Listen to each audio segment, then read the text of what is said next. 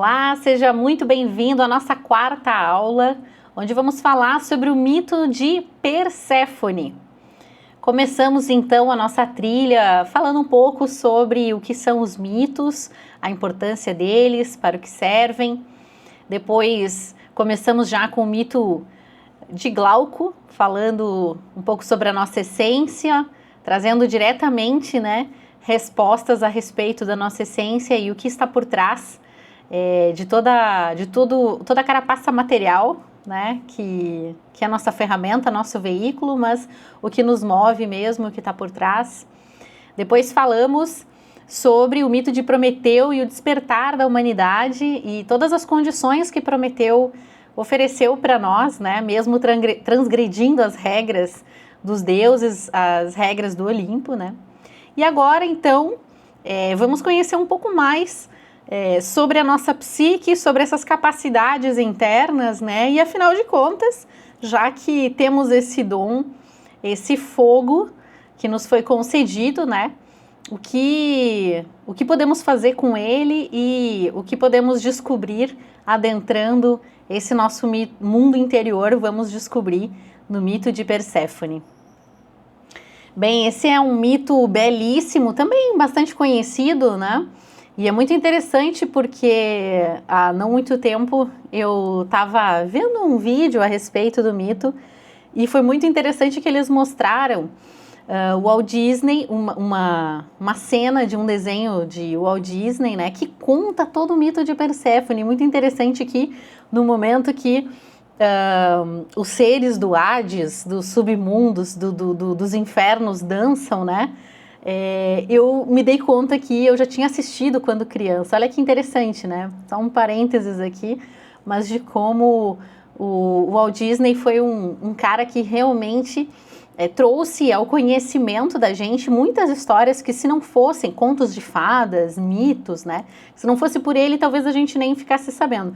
Não é tanto o caso de Perséfone, porque foi um episódio, assim, secundário, nesse caso que eu tô falando, mas tem outros contos de fadas, como por exemplo, Bambi, que é um conto com referências muito antigas, com ensinamentos muito importantes, um conto bem profundo, E realmente a gente, de um autor um tanto desconhecido, que ficamos sabendo, conhecendo através dos desenhos dele. Mas só um parênteses aqui para fazer esse comentário, porque realmente a gente, muitas vezes, como não tem tanto contato com essas histórias hoje em dia, muitas vezes nem sabemos, mas o cinema, a literatura, narra esses mitos, ou a mesma história, porém com roupagens diferentes, mais atuais, como é o caso aí de tantos livros e filmes, Harry Potter e também Star Wars, enfim, o Hobbit, e todas as histórias da Terra-média, enfim.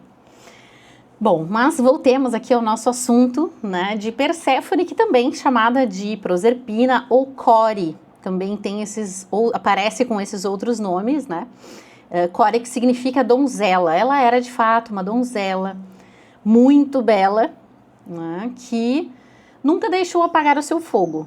E aqui nesse conto, nesse mito, vamos entender o porquê e como que ela nunca deixou apagar o seu fogo.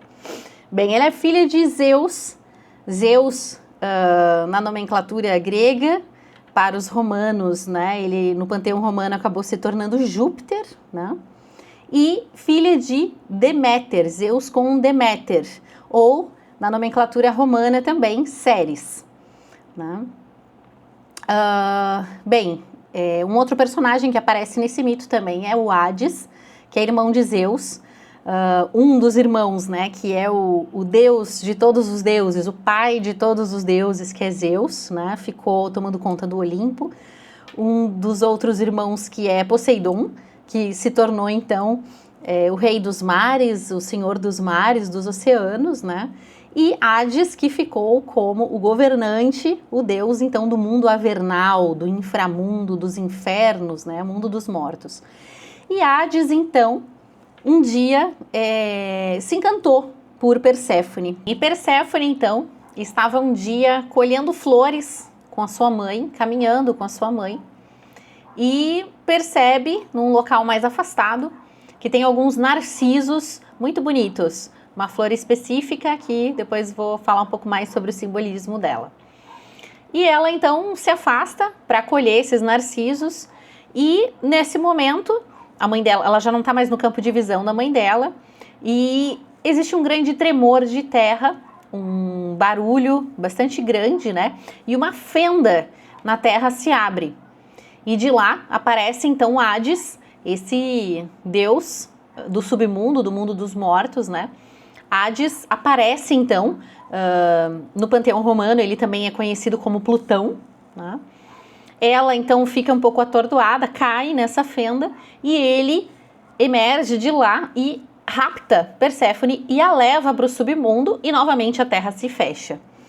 Ao perceber tudo isso, uma ação muito rápida, Deméter então, né, mãe de Perséfone, não encontra mais a sua filha, não vê mais a sua filha e fica desesperada, né? Mãe e filha eram realmente inseparáveis. Deméter então, né, fica desesperada, quase enlouquece e sai procurando a filha mundo afora. E algumas versões vão falar que ela procura sua filha por 9 dias e 9 noites. Era tanta a sua tristeza, tanto o seu pesar, que ela começou a abandonar as tarefas divinas, as suas tarefas divinas. Deméter, ou Ceres, né? Deusa da colheita, deusa responsável pelo cultivo da terra, né? E então, como ela está tão investida em buscar a sua filha, ela já não cumpre mais com seus deveres divinos e os grãos então param de germinar. Ela é responsável pelos grãos, né? Porque eles germinem na terra e que as plantas deem o fruto, né? E então a terra começa a não ser mais fecunda e os alimentos começam a ficar escassos. Nessa sua viagem pela terra, ela assumia a aparência de uma mulher muito feia, descuidada, né, desamparada. Ela realmente estava sofrendo muito pelo desaparecimento da filha. Durante essa busca, ela visitou várias localidades, incluindo o reino de Eleusis, onde ela encontra um refúgio. E no momento de interação com as deusas locais, ela revela então a sua verdadeira identidade, né, de deusa Deméter, né? E pede então que essas sacerdotisas e as deusas locais construam um templo, né, em reverência à sua filha. E assim o rei daquele local o faz, né? E faz dentro dele, dentro do templo de Eleusis, um altar então para Perséfone no seu interior. Nesse templo, ao pé do altar, ela chorava muito, né? E como falei, todo esse pesar, toda essa tristeza fez com que nenhuma semente mais nascesse na terra, em nenhum local da terra. Ou seja, a vida e a alegria e a própria existência da vida, né, tinham desaparecido da face da terra. Ou seja, a alegria tinha desaparecido e a existência estava a perigo, né? Já que a terra se tornou infértil. Nesse momento, Zeus estava muito preocupado com os habitantes da terra, com todas as pessoas, os seres humanos estavam em perigo de falta de alimento, né? E decidiu falar com seu irmão Hades a respeito, né, de toda essa questão. Algumas versões até falam que ele envia Hermes, o seu mensageiro, né, o deus da comunicação, que é o único deus que consegue, inclusive, adentrar no Hades. Esse Deus que tem passagem por todos os mundos, o reino dos seres humanos, o Olimpo e também o reino de Hades, né? Bem, e Hades concorda então, né, em devolver Perséfone, a sua mãe, de volta à superfície da Terra para que a vida não se extinguisse na Terra, mas com apenas uma condição. Perséfone não poderia comer nada no reino de Hades, não poderia comer de nenhum fruto de lá. A gente está falando do reino dos mortos. Se alimentar de algo no reino dos mortos seria, inclusive, viver essa própria... experienciar a própria morte, né? E se conectar com esse mundo para todo sempre, né? E ele fez, então... ele concordou com essa condição, né? Zeus concordou com essa condição, tudo mais. Porém, no momento em que Perséfone estava retornando para a superfície, ele fez uma armadilha. No seu retorno, né, para a Terra, ela acaba comendo 6 grãos de romã. 6 grãos de romã. Então, foram várias tentações que ela passou, nessa viagem de volta também, né, sem se alimentar com nada. Hades, de alguma forma, a persuade, então, né, de se alimentar desses 6 grãos de romã. Bem, como ela tinha quebrado o acordo, né, que Hades, na verdade, fez usou de um subterfúgio aí, uma armadilha, né, ele, então, não deixou que ela retornasse mais à Terra. Zeus, então, voltou a intervir, né, também a pedido de sua mãe, Deméter, né, e eles chegaram finalmente num segundo acordo, que esse sim, então, passou a ser cumprido, né. Ela passaria na Terra, na superfície da Terra, 6 meses, e 6 meses do ano ela passaria no Hades. 1 mês por cada semente de romã que ela comeu. Então, cada uma das sementes que ela comeu no Hades representa 1 mês que ela ficaria, né, nesse submundo. E assim ela ficou todo o resto do tempo dividida entre o seu marido e a sua mãe, né? Deméter, uma vez que recuperou a sua filha, de maneira parcial, mas recuperou, né, em agradecimento, instaurou então os mistérios de Eleusis, né, que são mistérios, a gente não consegue falar muito sobre eles e também não seria o local adequado para a gente aprofundar, não é nesse momento que a gente vai aprofundar, mas o que se sabe é que Eleusis foi durante milhares de anos o centro espiritual mais importante da Grécia, né? E seria um legado, então, de sua mãe, da mãe de Perséfone, de Deméter, né? Bem, e assim Perséfone vive, então, reinando ao lado de Hades por 6 meses no submundo, no mundo dos mortos, e 6 meses, então, por 6 meses ela retorna à superfície da Terra e fica ao lado de sua mãe. Bem, então, para a gente começar a se aprofundar um pouco mais no simbolismo desse mito, vamos falar um pouquinho dos atributos de Deméter, mãe de Perséfone, né?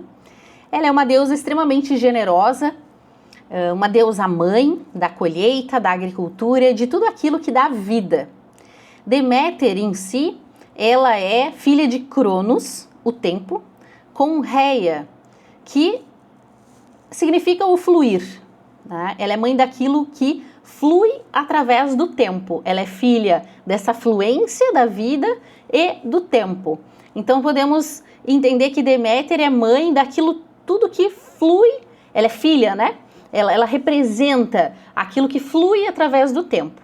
E Cronos é o tempo real, certo? Nós temos vários deuses que representam o tempo em diferentes épocas da mitologia. Cronos, ele diz respeito ao tempo real, ou seja, aquele que a gente vive, não o tempo somente cronológico, apesar de a palavra cronologia, cronológico, vir de Cronos, né?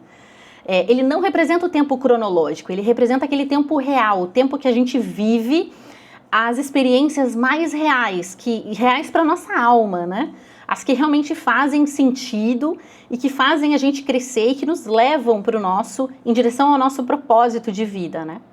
Então, Cronos é esse tempo real, esse deslocamento em direção ao Olimpo, esse deslocamento em direção ao mais alto de nós mesmos, ao mais divino de nós mesmos, né?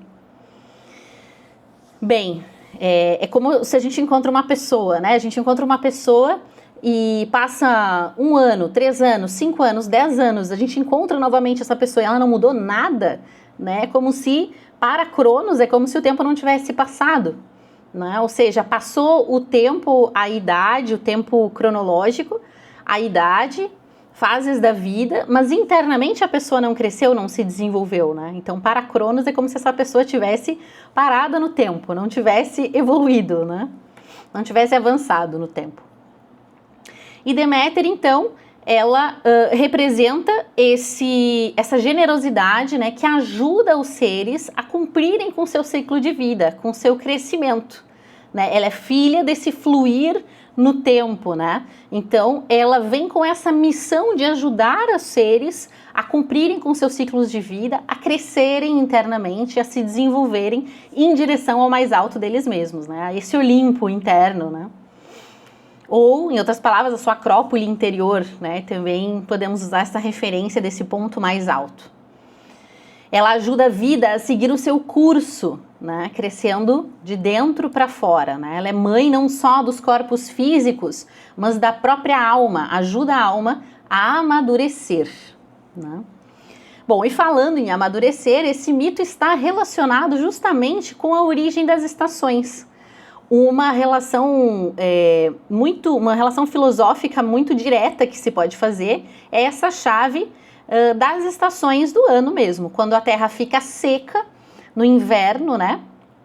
Os futuros frutos estão ali hibernando nas sementes, né? É quando Perséfone está dentro da terra, está com seu marido no Hades. Quando ela retorna à superfície e toda a vida volta ao seu esplendor na superfície da Terra, podemos relacionar com a primavera e o verão, né? E é muito interessante porque quando no inverno não é que a natureza morra de fato, né? Mas nós estamos falando de um ciclo em que a natureza se recolhe. Tem alguns lugares, inclusive, que a gente consegue ver direitinho esses ciclos através das árvores, né? Quando no verão estão com aquele verdinho, né? Super brilhante, estão com as folhas verdes e bem espalhadas, né? Depois elas começam, de alguma forma, a se recolher, a murchar, ficam de uma cor mais alaranjada, amarronzada, até que elas caem. Algumas árvores que ficam bem peladinhas, assim, né? Sem nenhuma... só com os galhos, sem nenhuma folha, e voltam a brotar, então, algumas folhinhas na primavera. É muito interessante. A árvore, ela não está morta. Aparentemente, por fora, para quem vê de fora, ela pode estar seca, com uma aparência de morta, mas, na verdade, ela está no momento de recolhimento, no momento de uma vida mais protegida interiormente, né? Para renascer na primavera.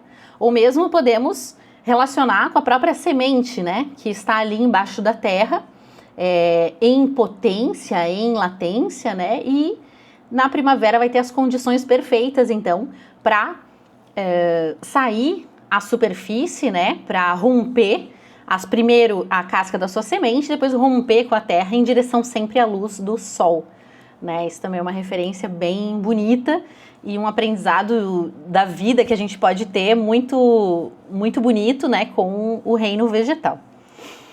Bem, e quando Perséfone retorna, então, à superfície, dá origem à primavera, como eu falei, né, Deméter, na verdade, é que faz isso, a alegria de ter a sua filha de volta, esse impulso de vida que é Perséfone faz com que Deméter, então, retorne às suas atribuições, volte, então, a fazer a terra se tornar fértil e devolva ao ser humano essa esperança de vida, né, e esse meio de subsistência. Então, Perséfone, de certo modo, é o que faz esse despertar, né, que permite que Deméter traga de volta a vida. Então, ela simboliza essa alegria, né, da sua mãe. Elas são, na verdade, por uma outra chave de interpretação, duas faces de uma mesma moeda, né, como a vida e a morte, a luz e a escuridão, né. Então, esse mito, além das estações, também vai falar de ciclos da natureza, né? As estações, de ciclos de forma mais geral, né? Ciclos da natureza de forma mais geral.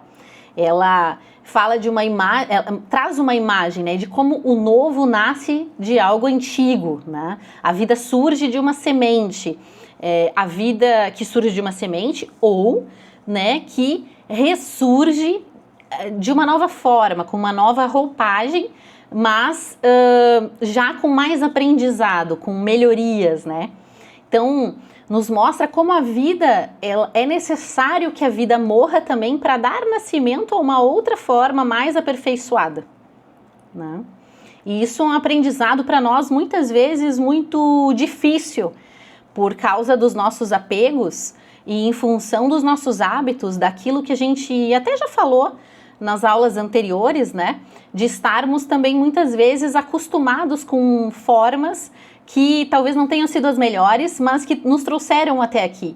e garantiram a nossa sobrevivência. Porém, enquanto seres humanos, não podemos ficar satisfeitos em fazer as coisas de qualquer jeito, né? Precisamos sempre buscar uma forma melhor, mais eficaz e que nos traga mais felicidade, nos coloque mais no rumo daquilo que é próprio da nossa natureza e que vai nos trazer mais felicidade. Então, precisamos, de certa forma, também fazer como as árvores, né? Deixar que aquilo que já não serve mais, não só não serve, como, na verdade, não está agregando e está tirando energia, porque, na verdade, é isso, né?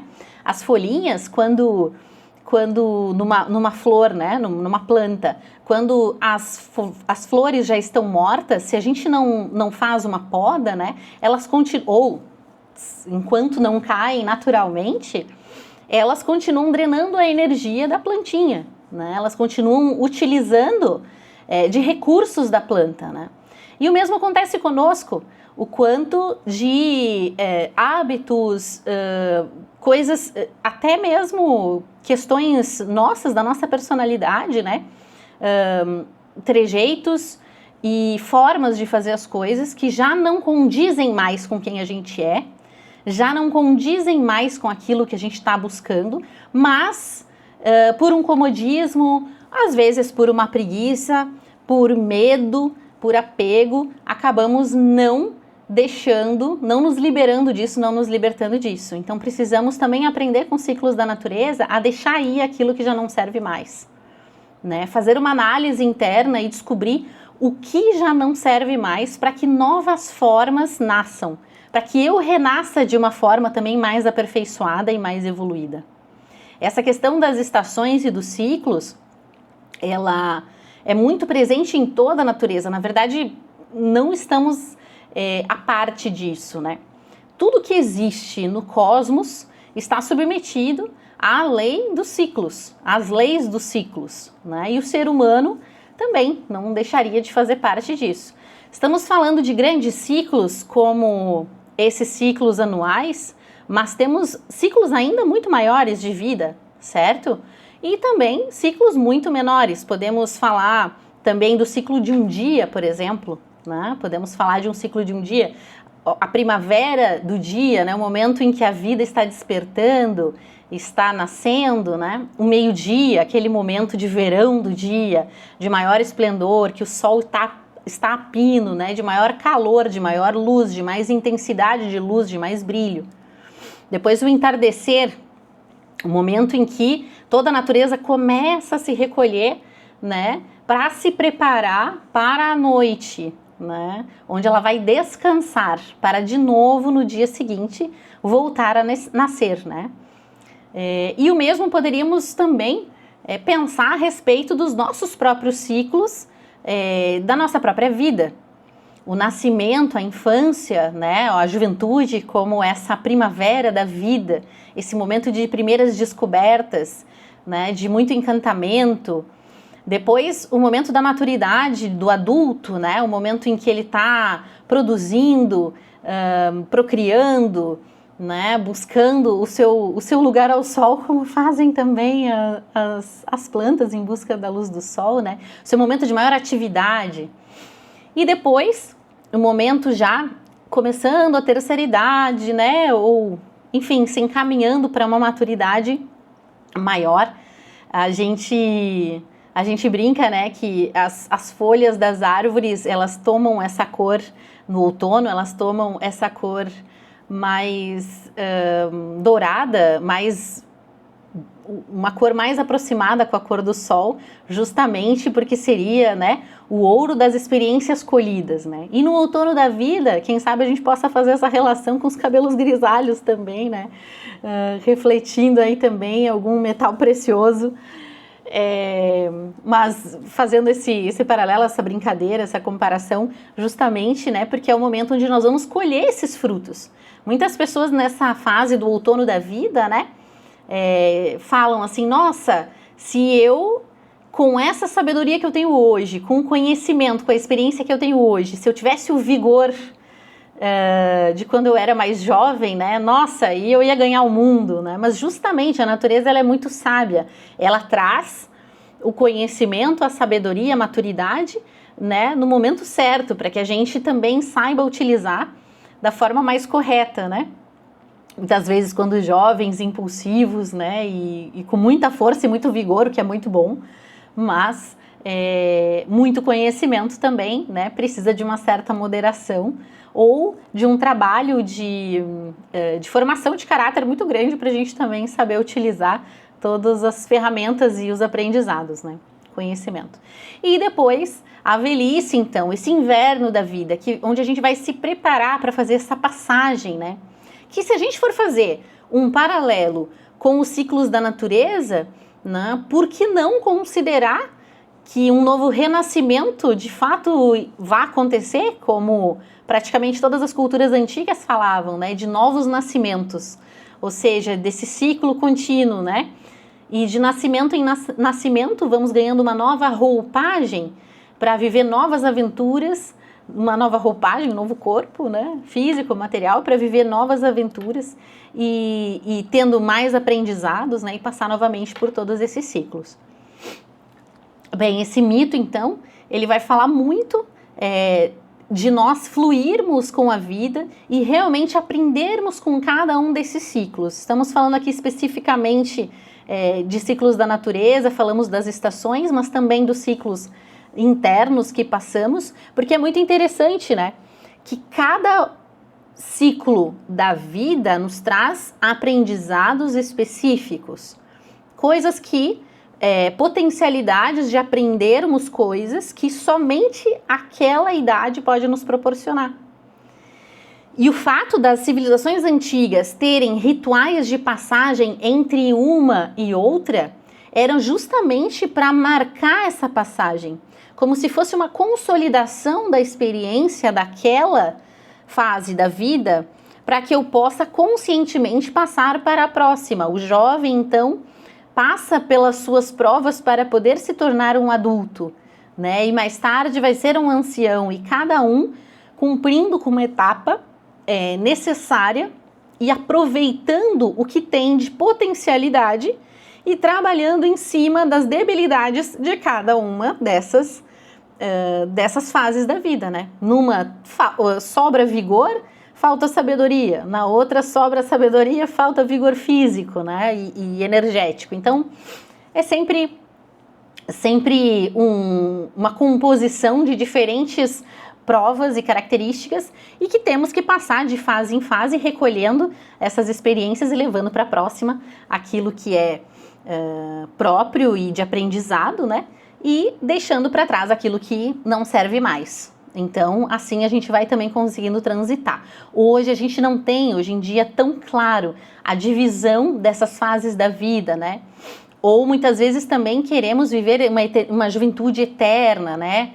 Ou por diversos fatores culturais, a gente vai sendo levado a acreditar que precisa manter certos hábitos ao longo de fases que já não condizem, né? Sejam hábitos, desde hábitos mesmo de comportamentos até roupas, objetos, uma moda, né?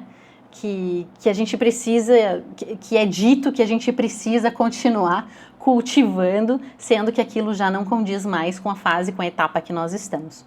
Mas a natureza é muito sábia e a natureza vai, se soubermos fluir com essa vida, né, como nos ensina, nos conduz Deméter, vamos também sabendo e entendendo o que cada uma dessas fases nos pede. Não é incomum a gente, no verão, se sentir mais impelido, por exemplo, é só um exemplo, né, a estar mais extrovertido, a ir mais para a rua, né, uma maior inquietação, uma disposição maior de convivência, né, e também não é incomum vermos relatos das pessoas que no inverno, né, estão um pouquinho mais recolhidas, mais fechadas, né? Se não tem muita vida interior, acaba também ficando com aquele sentimento um pouquinho deprê, né? Um pouco mais para baixo, um pouco mais deprimido, né? O recolhimento em si, ele não é ruim.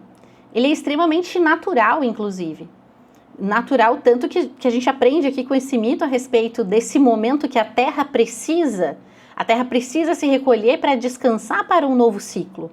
E assim nós também precisamos ter os nossos momentos de recolhimento para poder voltar, né, melhores, mais aperfeiçoados, né? E isso estamos falando das estações do ano, mas também, como eu falei, dos pequenos ciclos da nossa vida, né? Precisamos desse momento de recolhimento. Não é incomum, então, a gente sentir, se estamos muito atentos, vamos sentir esses momentos em que a natureza favorece, né? O próprio frio no inverno, um tempo mais chuvoso, né?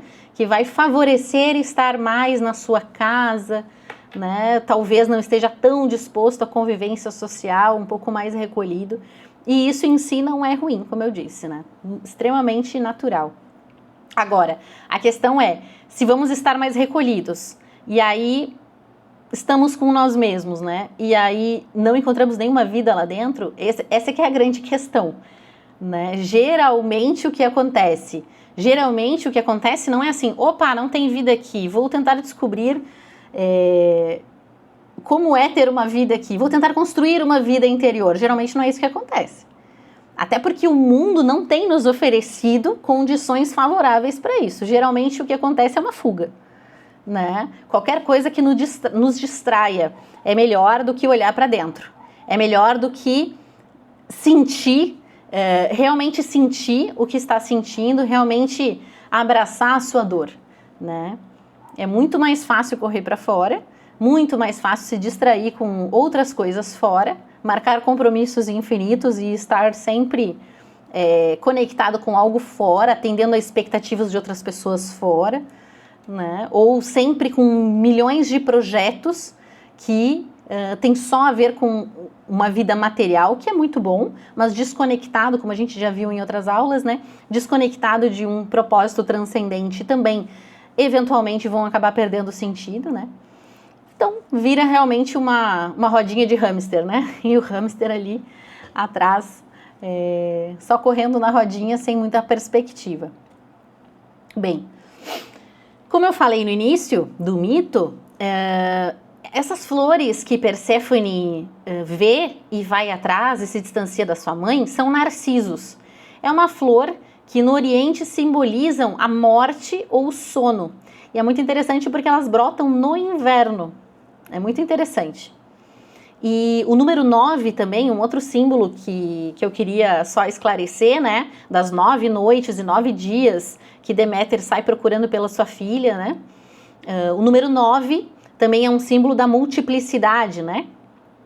Que geralmente na numerologia, né, se trabalha do número 1 ao 9. Então, quando o 9 finaliza uma etapa, retorna à unidade, retorna ao 1. Ou seja, eu tenho o número 1, que é a unidade, vou para o 2, que é o primeiro desdobramento dessa unidade, e depois uma sequência até o 9. Quando eu chego no final do ciclo, eu retorno à unidade. Então, de novo, esse número 9 está fazendo referência a esse término de um ciclo, para que uma nova vida renasça, né? Então, é realmente esse empreendimento de um novo ciclo, né? 9 meses também são... é o tempo da gestação humana, né? São 9 meses para uma nova vida ser gerada, né? Também símbolo das coisas noturnas e infernais, né? Então, tá aí o número 9 também como um símbolo interessante. A romã também é um símbolo importante na nossa história aqui, né, que está ligada à fertilidade, à união, à abundância, né?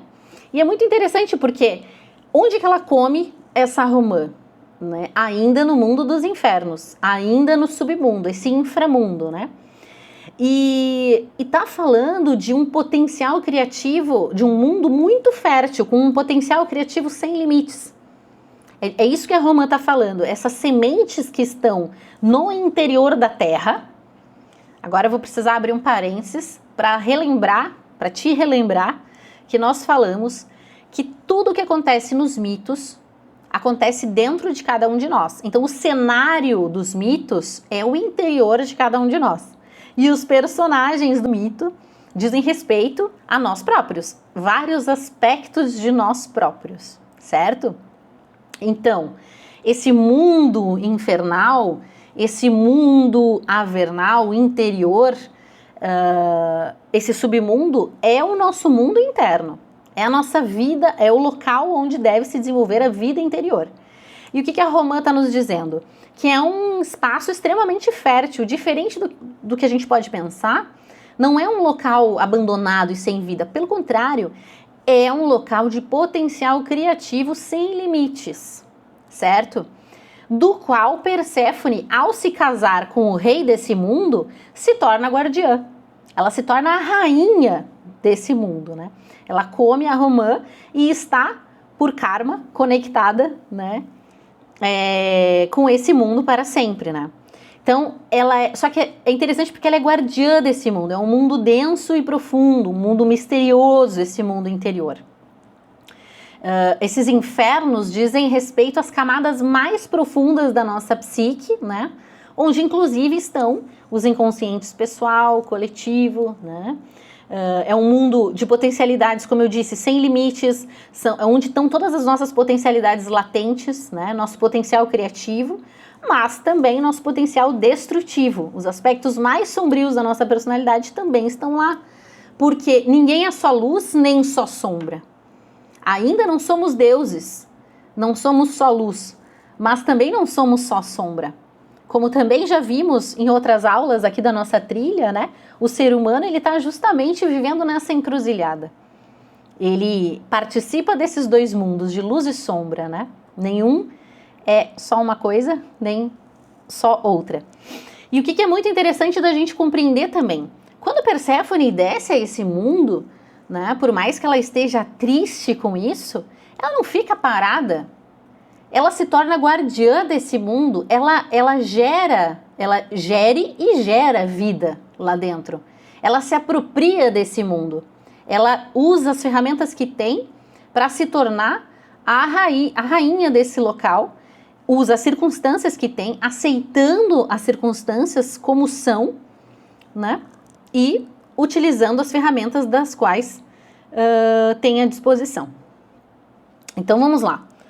Vamos a mais simbolismos, né? Essa semente, então, seguindo a nossa lógica, né? Essa semente que morre e afunda na terra, ou seja, Perséfone nesse momento que ela entra no submundo é como se fosse a semente que afunda na terra para voltar ainda melhor à vida, mais renovada, né?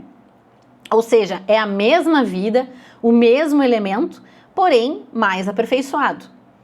Da mesma forma, nós, nas várias fases que passamos na vida, nas várias provas que passamos, também alguns elementos de nós morrem.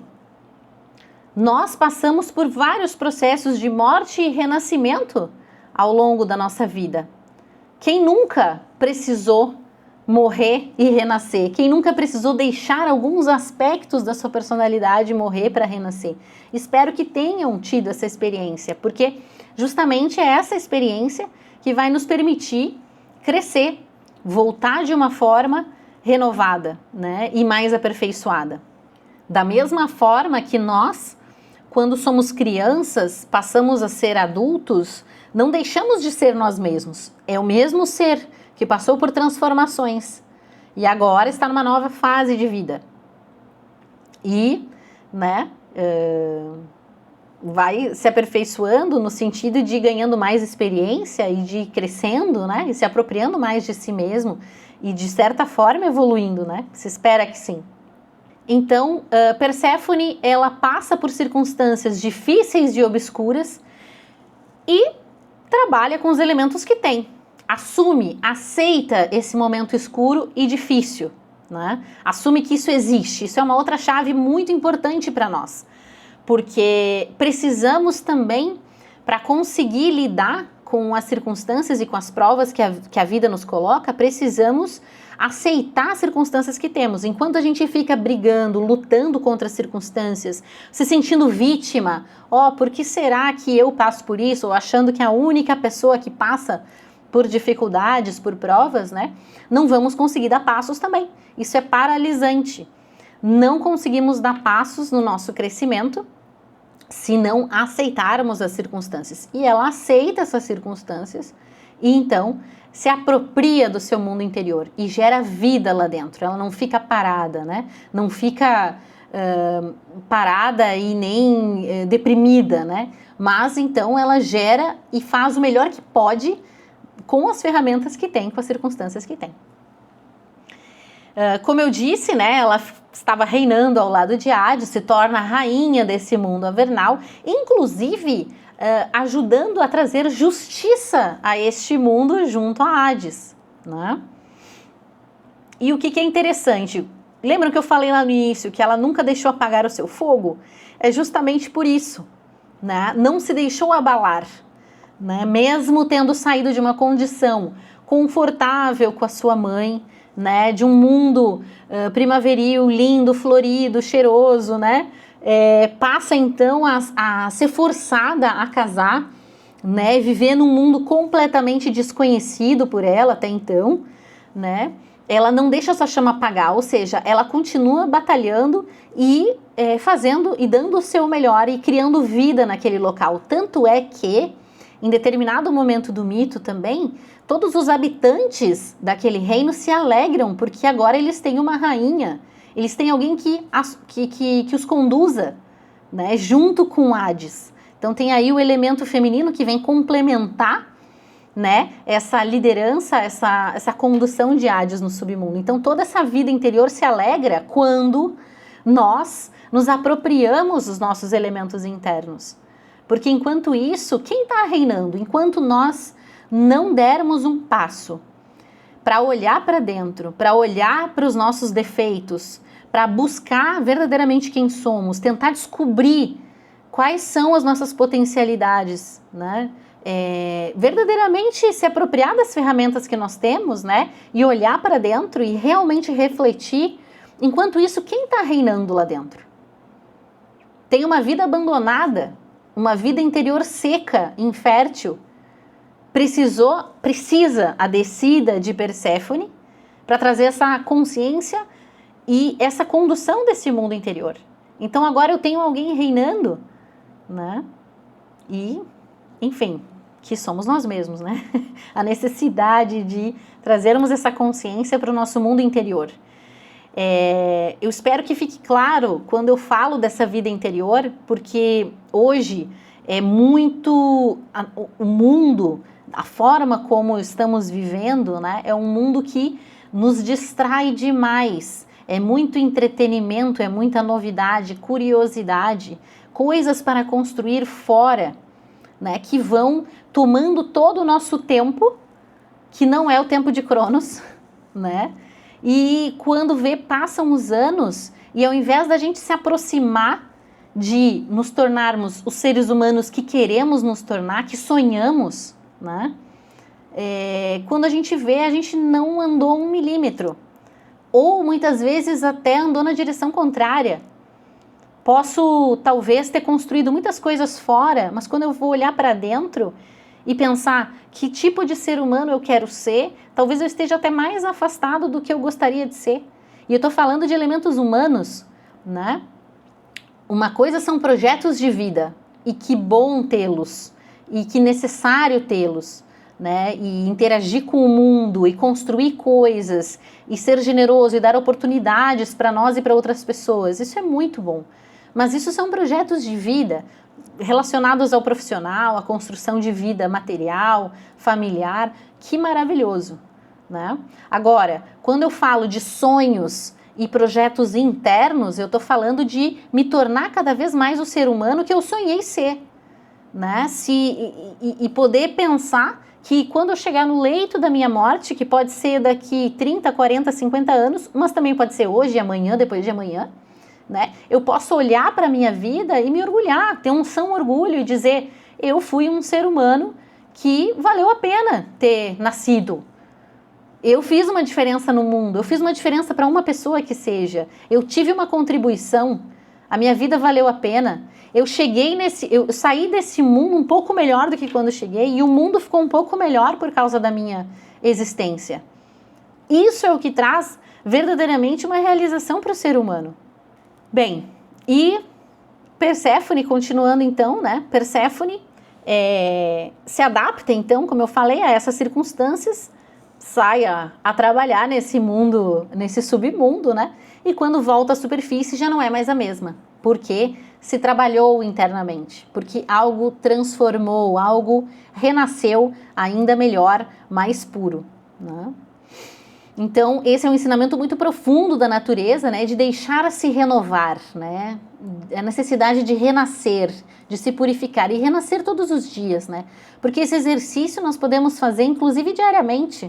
Chego no final do dia, avalio minhas experiências, né, percebo atitudes que eu tive que não condizem com o que eu acredito ou com o que eu quero para mim, né? Planejo uma forma de no dia seguinte, reflito não para ficar me culpando, não para ficar remoendo, mas para no dia seguinte poder fazer diferente e traço um plano para fazer diferente no dia seguinte, né?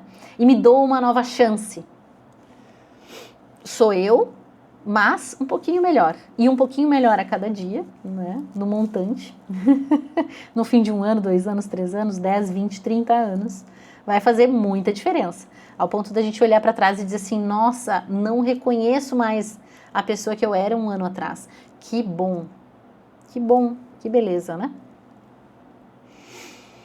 Bem, Perséfone, trazendo um pouquinho aqui sobre o nome dela, né? Está relacionado àquela que brilha no escuro, né? Olha que interessante, não é só o sol que brilha não, tá? Tem coisas que refletem a luz do sol, que resplandecem a luz do sol, né? Mas há coisas que brilham com a luz da lua também, alguns elementos. E se fala que Perséfone está relacionada com esses elementos que brilham na luz da lua. Então ela também está relacionada à lua. De novo aí um elemento feminino, de novo um elemento conectado muito com os ciclos, né? A própria lua que está muito conectada com a natureza feminina e regendo aí ciclos que estão intimamente ligados com o nosso cotidiano. Um grande símbolo, né, dos ciclos. São formas diferentes de brilhar e de iluminar, mas não deixa de ser luz. Então Perséfone também representa essa luz na escuridão, né? Isso também é um ensinamento muito importante para nós, né? Independentemente das circunstâncias que nós vivamos, sempre podemos ser um pingo de esperança na escuridão, um fio de luz na escuridão, sempre podemos, independentemente das circunstâncias. Temos muitos filósofos, inclusive um filósofo estoico que foi escravo, vocês já devem ter ouvido sobre ele aqui no canal, lá no canal e no perfil, né? Ele era escravo e ainda assim era uma luz que brilhava na escuridão, com as circunstâncias mais adversas que passou. Temos muitos exemplos, como por exemplo Giordano Bruno também, enfim. São milhares de exemplos aí. Na via religiosa temos muitos exemplos, né, de seres que brilharam na escuridão, não estavam necessariamente no momento histórico mais justo, mais perfeito, melhor de todos, né, e ainda assim conseguiram ser uma luz, uma esperança. E disso se trata, né, nós podermos ser a própria mudança que nós queremos ver na humanidade e ser a representação daquilo, né, que vai trazer esperança para as pessoas, né, que a gente possa ser o motivo pelo qual as pessoas ainda têm esperança na humanidade, né. No caso de Perséfone, uma luz um pouco mais fria, não tão cálida, mas não deixa de ser luz, né. Quando está com a sua mãe na superfície, ela brilha como se fosse a luz do sol. Quando está com seu marido, brilha como se fosse a luz da lua. Mas ela continua a dar vida. São vidas de formas diferentes. Assim como nós também, né? A nossa vida externa, a vida que vamos ter no mundo exterior, com as pessoas de forma exterior, né? É diferente da nossa vida interior, mas continua sendo vida e nós continuamos sendo os mesmos, né? E com sorte, né, e com muito trabalho também, vamos conseguir manter essa unidade, né, e levar para o mundo, então, de uma forma fiel aquilo que vivemos dentro. Bem, Perséfone também simboliza a perda da inocência, a passagem da infância para a vida adulta, né? Na infância, nós somos muito protegidos, né? Esse elemento de Deméter, essa mãe que está ali olhando a criança, né? Reflete muito esse momento da infância onde precisamos de mais cuidados e estamos mais protegidos. O rapto de Hades, numa chave um pouco mais psicológica, né? Vai tratar de qualquer elemento traumático, de qualquer acontecimento um pouco mais traumático da vida, né? Que nos arranca desse estado de inocência, de despreocupação das circunstâncias da vida, né? Então, esse rapto, na verdade, numa chave mais psicológica, pode estar relacionado com qualquer coisa traumática que nos arranca desse estado sem pecado, né? Como algumas linguagens vão falar. E aí é interessante, porque está falando justamente desse momento que pode ser traumático ou não, né? Mas esse golpe, né? Esse momento de passagem, como eu falei, em outras culturas existiam ritos. Então, esses momentos de passagem de uma idade para outra, eles não eram tão abruptos, né? Muitas vezes hoje a gente nem tem bem definidas, né? Mas muitas vezes também essa passagem acontece de forma muito abrupta ou até antecipadamente, né? Então as crianças já estão sendo muito adultizadas ou caem sem um preparo na vida adulta e acabam não tendo essa formação de caráter, essa formação interna para poder navegar de uma forma saudável, tranquila, pela vida adulta, né? Bem, como eu falei, acontece esse rapto, ela abruptamente então passa para essa vida adulta, né? E utiliza as ferramentas da sua psique, usa o que tem ali para crescer e criar em cima desse acontecimento, né, algo melhor e renovado.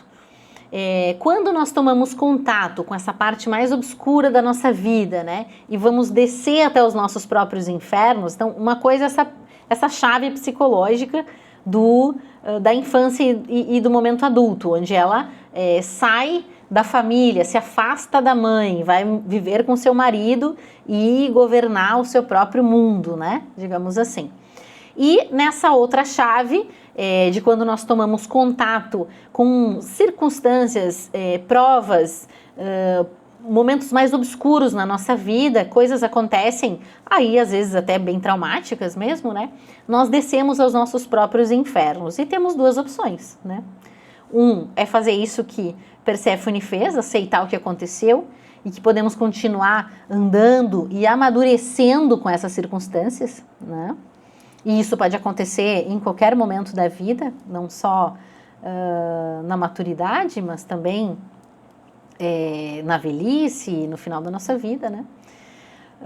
Mas sem apagar o nosso fogo. Então, aceitar o que aconteceu, aceitar que podemos continuar caminhando sem apagar esse nosso fogo luminoso e vertical, não deixar a nossa chama apagar, porque se nos abatermos demais com essa descida aos infernos, se esse trauma for grande demais e nós não deixarmos a nossa chama apagar ou esmorecer, bom, aí vai ser muito mais difícil de enxergar neste local escuro e desconhecido, né? Então, manter essa chama acesa foi realmente a sua salvação.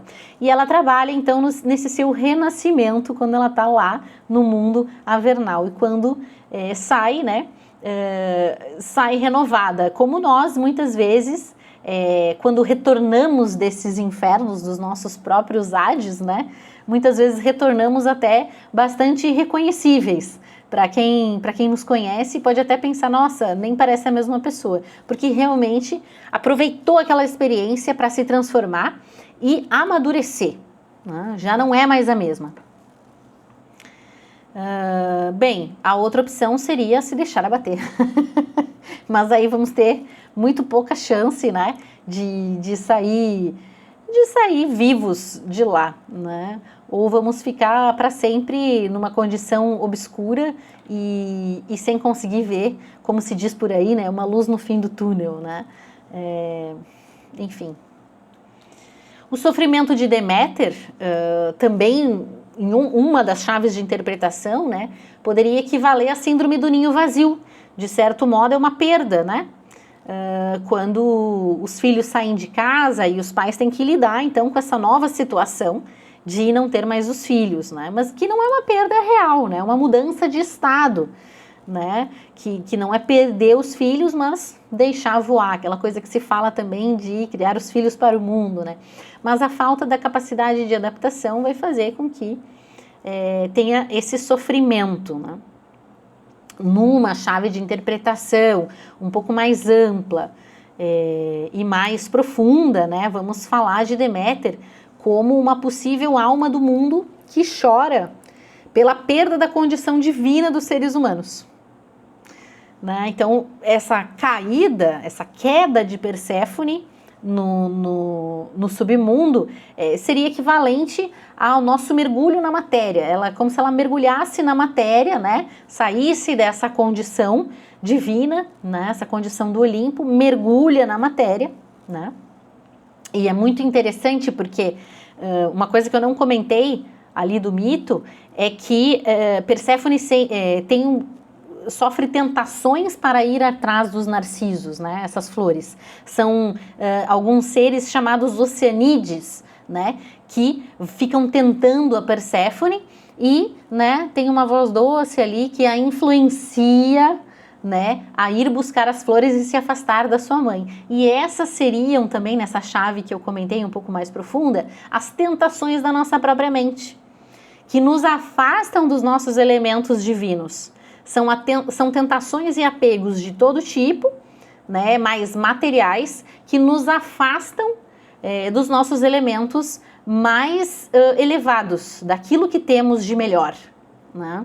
Então, são as tentações dessa mente egoísta que só faz o que quer nos tiranizar, né? Para que a gente fique o tempo todo somente preocupado em satisfazer os nossos próprios desejos e necessidades mais básicas, de sobrevivência, de conforto, de consumo de energia e de guardar energia para que não falte energia. Todos os instintos que estão relacionados à sobrevivência desta personalidade, desta matéria, né? Que, claro, é extremamente necessário, a mente ela é extremamente necessária para poder resguardar esse corpo material, mas nós precisamos dar um passo a mais como seres humanos, perceber que temos elementos para além desse corpo material que precisam de alimento, de muito mais alimento, inclusive, né? Então, uma mente egoísta, né, que faz o que quer, que não nos permite viver de forma mais sábia, né? Por quê? Porque nós temos também um outro aspecto da nossa mente, que é uma mente um pouco mais pura, mais equilibrada, que não fica somente servindo aos desejos egoístas da personalidade, mas que é a mente que filosofa, que contempla as grandes ideias, que consegue perceber a beleza, que mitifica, né, que lê os símbolos, lê na natureza, né, essa mente que contempla, né, e a mente mais egoísta nos aprisiona, né, nesses apegos de todo tipo, nos impedindo, nos distraindo e muitas vezes, inclusive, nem enxergando essa outra mente que nos leva realmente à potencialidade digna de ser humano mesmo, né. Então, precisamos entender que nós decidimos o que comemos, mas também decidimos o que vamos vestir, né? Mas também podemos decidir, somos capazes de modelar as circunstâncias da nossa vida, né? Essa é uma das grandes lições que a natureza também nos traz, né? Como nós lidamos com as circunstâncias que nós temos, nós podemos trabalhar com aquilo que não está só ao alcance das nossas mãos, mas também com os sentimentos, com as emoções, né? Com os nossos apegos. Uma outra coisa bem interessante desse mito é que Deméter, na sua busca, aparece então com uma ou duas tochas nas mãos, representando a sabedoria antiga, né? E Hades, que representa a matéria, ainda nessa chave mais profunda de interpretação. Hades, que representaria a matéria, né, aparece com 3 hostes, são seus ajudantes, né, o pessoal do seu bando. E ele aparece então no mito com 3 hostes, o desejo, que são, né, o desejo, o medo e a ira. Então vamos lá, eu tenho esse elemento divino, que carrega a tocha, a chama da sabedoria, né? Representada ali pela chama que Deméter carrega, e representando o elemento mais espiritual, nosso elemento mais espiritual, e temos Hades representando a matéria, que vem a tiracolo, né? Com ele desejo, medo e ira. Né? E Deméter chora porque não pode nos libertar da dor. Só que é uma dor que nós mesmos semeamos, porque nós mesmos comemos as sementes de romã. E olha que interessante, né? Porque ela sabia que não podia comer nada. Ela não estava totalmente no escuro, né? Ela sabia que ela não poderia comer absolutamente nada. E mesmo assim ela cai na tentação e come. Ou seja, ela tem uma atitude contrária às leis daquele inframundo. Que é mais um ensinamento para nós. Toda vez que nós tomamos uma atitude, né, no mundo da matéria que é contrário às leis, temos uma consequência. E essa consequência que é o próprio karma, é o próprio retorno desse karma, que eu já comentei também aqui nas aulas, né? Então, Deméter chora porque não pode nos libertar de uma dor que nós mesmos semeamos para nós. E muitas vezes é muito difícil a gente enxergar isso, né? Porque a nossa tendência é sempre de exteriorizar. Se alguém fez algo para nós, né? Se algo nos acomete, né? Sempre buscamos culpados, responsáveis externos. Dificilmente buscamos essa responsabilização. Porque não estamos falando aqui de buscar culpa, mas sim responsabilização, né? Então, se a gente conseguir virar uma chavezinha e compreender que podemos sim ser um pouco mais donos do nosso próprio destino, nos colocarmos um pouco mais no lugar de Perséfone, né? Arregaçarmos as mangas e, bom, tem coisas que dependem de nós e coisas que não dependem. Com o que depende, porque isso é muito interessante também. A maioria das coisas que a gente se preocupa não dependem de nós. Isso também é uma forma de fuga, né, de olhar para aquilo que depende, porque normalmente não estamos dando o melhor naquilo que realmente depende de nós, né? Então são muitas chaves e muitas possibilidades, né? Trazemos aqui um olhar, esse olhar do autoconhecimento e da identidade do ser humano. Então vou deixar aqui algumas perguntas para reflexão mesmo, né? Trazer para vocês, vai aparecer aí na telinha, né? Que ficam como uma sugestão de reflexão para quem quiser caminhar aí, dar passos também em direção ao seu próprio submundo, inframundo, né? Perséfone nos convida então todos os anos ao recolhimento. E quando eu for me recolher, o que eu vou encontrar lá? Fazer esse exame, o que tem lá? Já existe vida lá? Que vida é essa, né? E quando eu entro nesse meu mundo interno, o que morre na superfície? O que eu vou deixar morrer?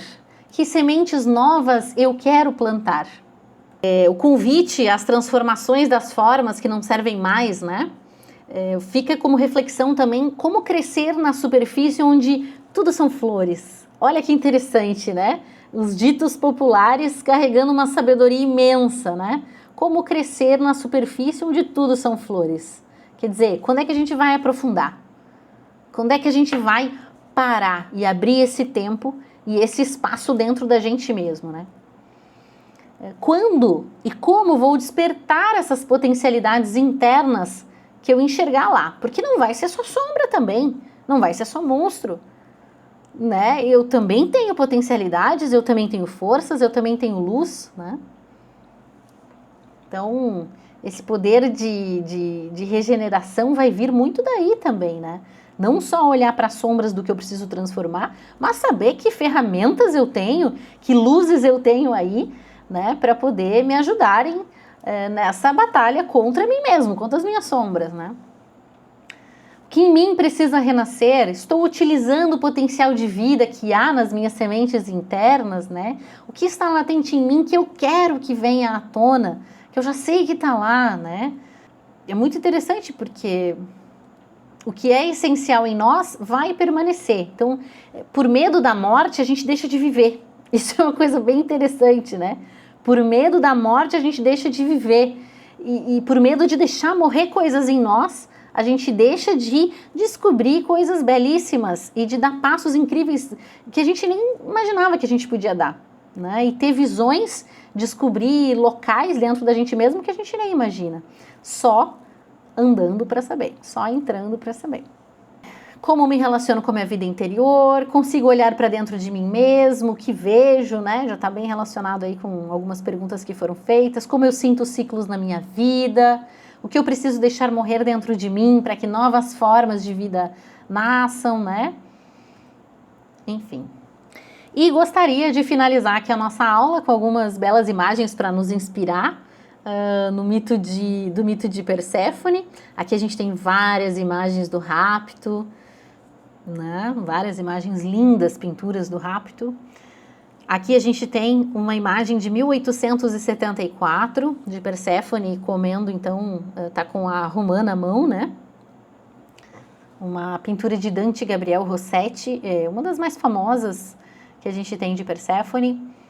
Um busto de Deméter, sua mãe, uma cópia romana de um original grego, aí do século IV a.C., belíssimo busto de Deméter.